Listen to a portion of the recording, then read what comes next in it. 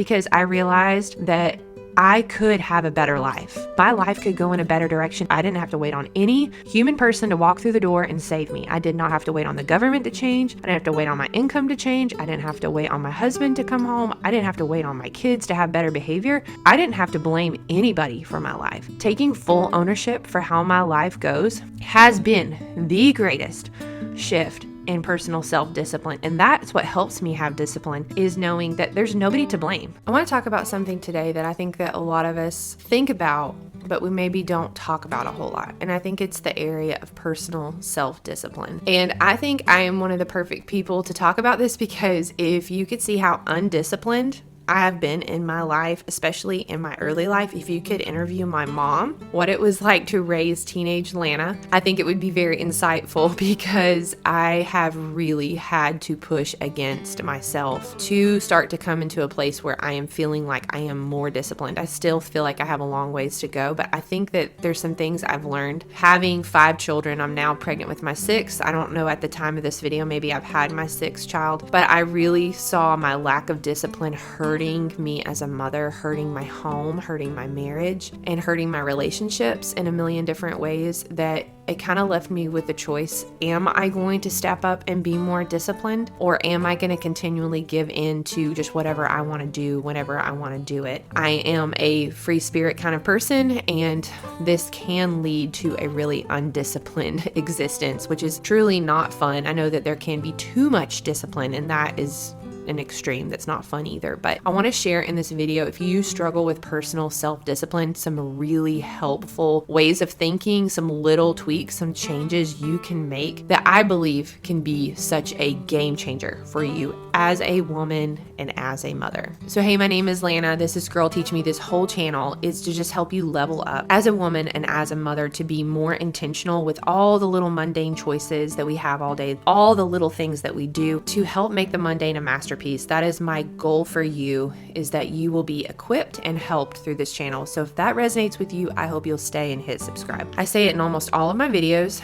but if you're pregnant, I have a class down below that I made for you. It's 5 key decisions to just think through when it comes to prepping for your birth, because really the pre-decisions that we make can help so much craft that birth experience that we're hoping for. Yes, birth is wild. It does not always go the way we planned, but we are not wrong to plan. So if you need some help with that, the link is down below. So like I said, I have been a chronic procrastinator, very undisciplined person most of my life. And I would say in the last 3 to 4 years, things have shifted. So I'm now 37. My oldest child is 11. I homeschool. I'm at home with my kids. I do this YouTube work on the side in the fringes at night, nap times, things like that. But mainly I am a home-based mom. I did have to work that first year with my son. We had some commitments, some financial commitments I had to finish up, and I coached college softball. And I actually studied sports psychology, thinking I was going to be a college softball coach for a long time. And that was a really insightful experience, learning about the power of the mind, because a lot of what I'm going to be talking about today are subtle mindset shifts, which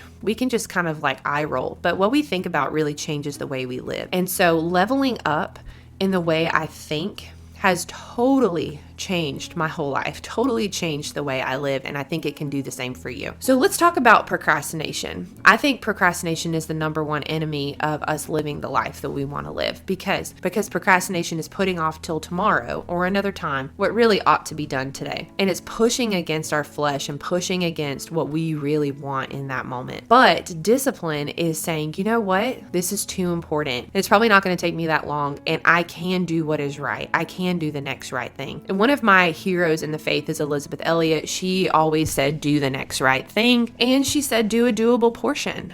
And that has been very helpful for me to remember, is that, sometimes I don't have time to do the whole load of dishes.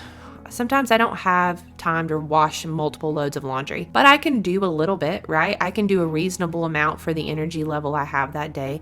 I can get started. I can do the next right thing. And that's been very helpful for those of us who have like that all or nothing kind of thinking, is that we think we have to do it all perfectly, the right way every time. And it's sometimes, I think the more disciplined path is I'm going to do the next right thing and I'm going to do a doable portion. I think the next area that can really help so much when it comes to starting to build self-discipline is realizing that a discipline in one area really helps to build discipline in other areas. And our lives are not segmented into different compartments and rooms. We're holistically a person, body, mind, spirit. And so when we pick up a discipline, it can help discipline in other area. I think the same goes in the opposite. When we start to let things slide in one area, it can start to hurt us in other areas. What's really exciting is that we don't have to pick up a million disciplines at once. Actually, I think putting off the flesh, what I mean by that is not just doing what we want to do all the time and just gratifying the desires of whatever whim we have. Saying no to ourselves at times helps us say no to ourselves in other ways. And I think this can be when it comes to food, when it comes to saying no to being just sedentary and making the choice to move. But it's also making the choice to not blow up and be angry at our kids. I think it's also making the choice to not leave the kitchen an absolute disaster at night, but trying to put the kitchen to bed. I think it's making the disciplined choice to choose intimacy sometimes when we don't feel like it, when we're too tired. I think it's making the disciplined choice to try to open up the word and get some truth into our heart and our minds so we can renew our minds and our minds can be renewed. But what is exciting is that if we can little by little choose like one area of our lives to be kind of disciplined in, it gives us the power and encouragement to be disciplined in other areas. And sometimes I know for me, it's like I seem to let things slide and then I have to rebuild this like mental fortitude that I can be disciplined. I can say no to myself, because it just can lead to a whole demise of discipline where I'm overextending myself financially and with my time and with my energy, and it can get me in a really bad place as a mom. And the people that suffer the most when I'm undisciplined, besides myself, is my kids. So really, one of the most loving things I think we can do for our home when it comes to loving our children well, loving our husband well, creating a home that other people want to be in, when it comes to making the mundane a masterpiece, is choosing a little bit of self-discipline. And it doesn't have to be mundane and boring.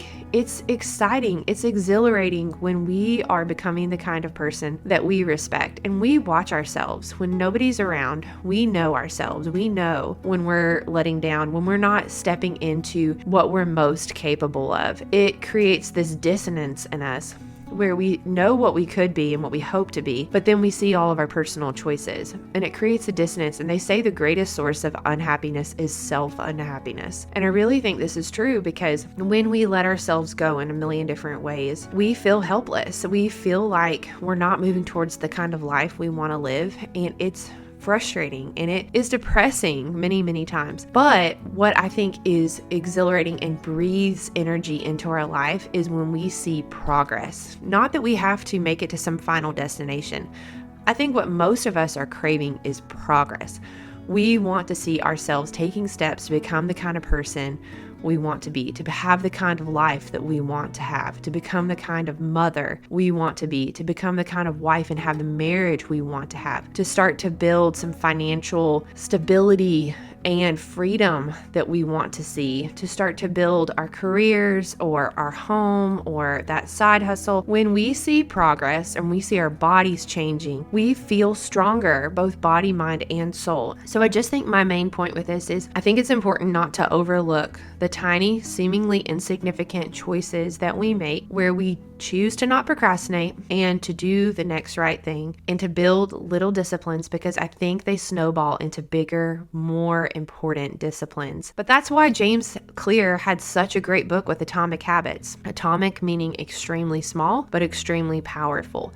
And a lot of people think it has to be big, it has to be 75 hard, it has to be this. And like those challenges are really fun. And sometimes they can really start to breathe discipline into our lives and get us going. And so I don't think challenges are bad. But there also is the small challenge of making our bed in the morning, putting on real clothes, choosing to move our body. These small, insignificant disciplines can breathe so much life into our home and into our mind, into our spirit, into our body. I think my final thing when it comes to self-discipline is the belief that things can actually get better. The belief that we actually can become the kind of person who is disciplined. And James Clear does talk about this in Atomic Habits, that he says that even just the simple practice of going to the gym daily helps people to start to believe that they are the kind of person that works out and is healthy. The kind of person who goes even for a couple minute run every single day, they start to believe they're actually a runner. It starts to shift their identity. But what I think keeps us down is the self-sabotaging belief that things cannot get better. We can never be a disciplined person. We label ourselves a chronic forever procrastinator. We say we're a free spirit, but we say it in such a way that it's like a pass, like it's a personality trait that we have. But that's just not helpful.